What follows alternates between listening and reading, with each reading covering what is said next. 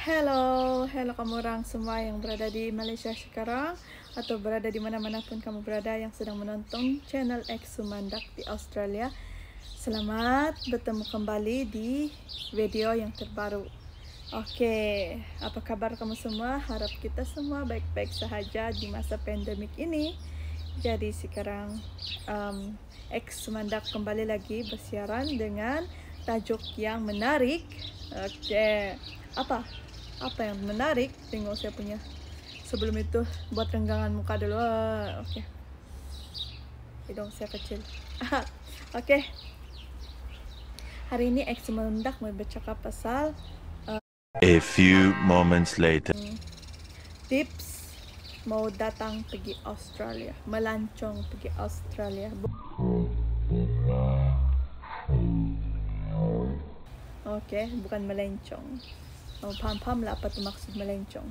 Mentang-mentang sebab tu visa agriculture kena ditolak oleh Malaysia dulu cheese. Oke, sebab banyak yang DM saya ataupun tanya saya macam mana mau pergi Australia ni. Oke, kalau kamu mau tahu macam mana mau pergi Australia ni, saya akan bincangkan cara-cara untuk pergi melancong pergi sinilah, bukan untuk melencong mencari kerja yang tidak sah di sini. Oke. Alright. First of all kan. Oke, pertama sekali saya mau tanya kamu, apa tujuan kamu pergi Australia? Kalau kamu pergi untuk melancong, inilah tempat kamu sekarang. Inilah yang akan saya bincangkan, yaitu melancong pergi Australia. Kalau kamu mau pergi untuk belajar, kamu komen di bawah macam mana cara pergi sana untuk belajar. Ataupun kalau kamu pergi bekerja di sini, kamu komen juga di bawah. Oke, tips-tips untuk datang.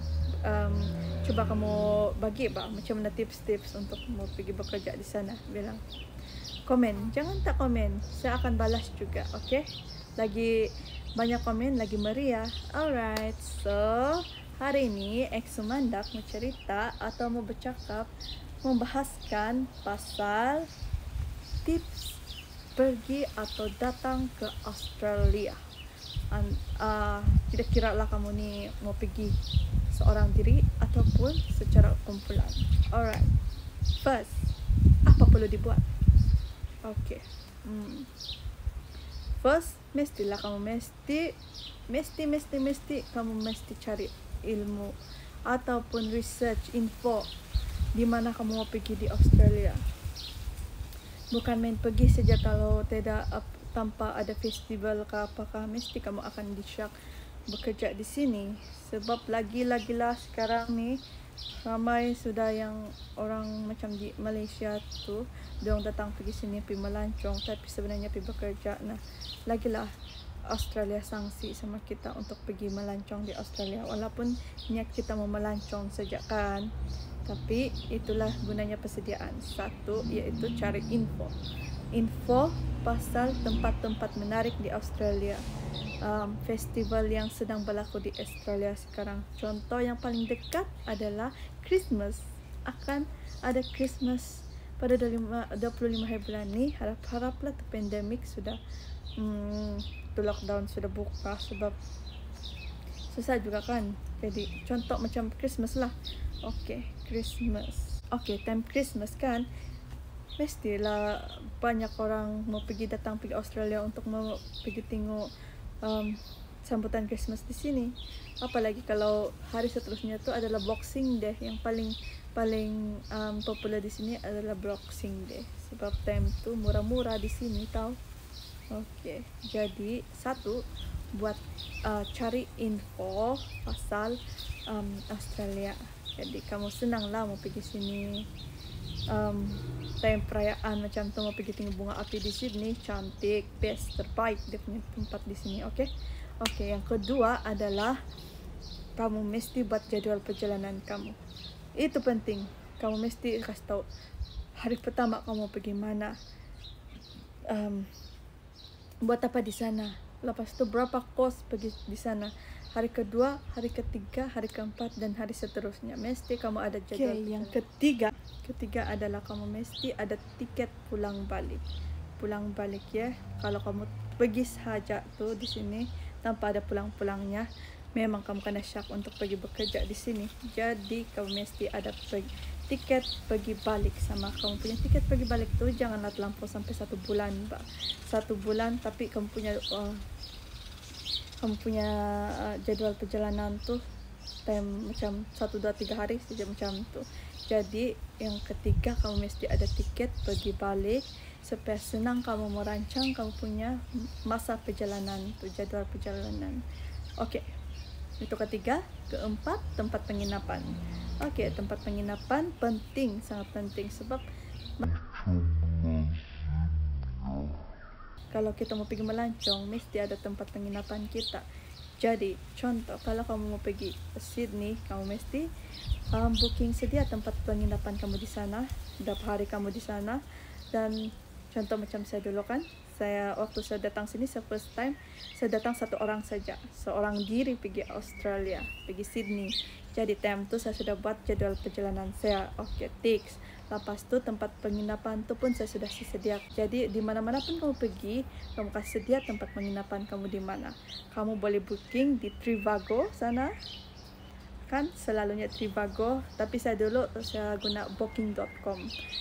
Time tu booking.com dia boleh cancel bila-bila sahaja. Kau boleh book tu tempat tapi kau boleh cancel bila-bila masa sebelum masa dia lah. Jadi begitu.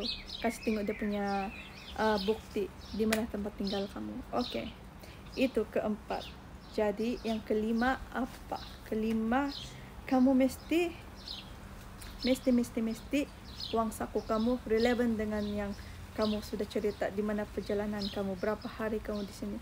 Mesti uang saku kamu tuh sekurang-kurangnya 1,000 AUD, $1,000 macam tu lah, jangan 500. Tapi $500 saja kamu bawa ke sini, tapi kamu punya masa kamu punya lama tinggal di sini sampai 2-3 minggu, itu tidaklah masuk akal kan. Jadi yang penting kamu punya wang saku mesti cukup dengan kamu punya masa melancong di sini. Oke. Macam mana dengan bag bagasi kamu?